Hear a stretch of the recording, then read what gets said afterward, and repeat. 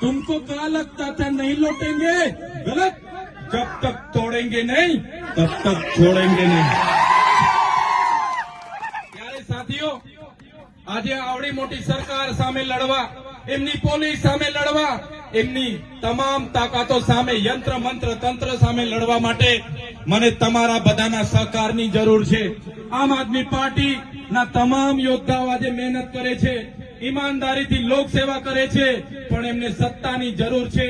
ત્યારે આવનારી તાલુકા અને જિલ્લા પંચાયતમાં તમારા બધા જ લોકોએ મહેનત કરવાની છે, તમારા બધા જ લોકોએ પ્રયાસ કરવાના છે અને આવનારી તાલુકા અને જિલ્લા પંચાયતમાં આમ આદમી પાર્ટીની અહીંયા સત્તામાં બોડી બનાવવાની છે।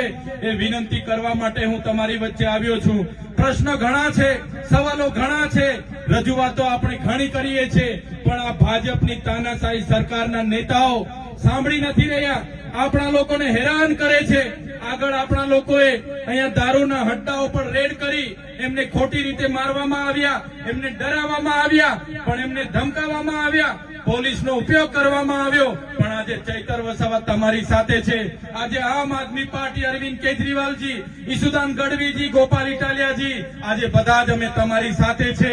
આપણા આદિવાસી સમાજ હશે, દલિત હશે, વંચિત હશે, રાજપૂતાના હશે, દરેક સમાજને જ્યારે પણ અમારી જરૂર હશે, આમ આદમી પાર્ટી રાતે 2 વાગે પણ આવીને ઉભી હશે।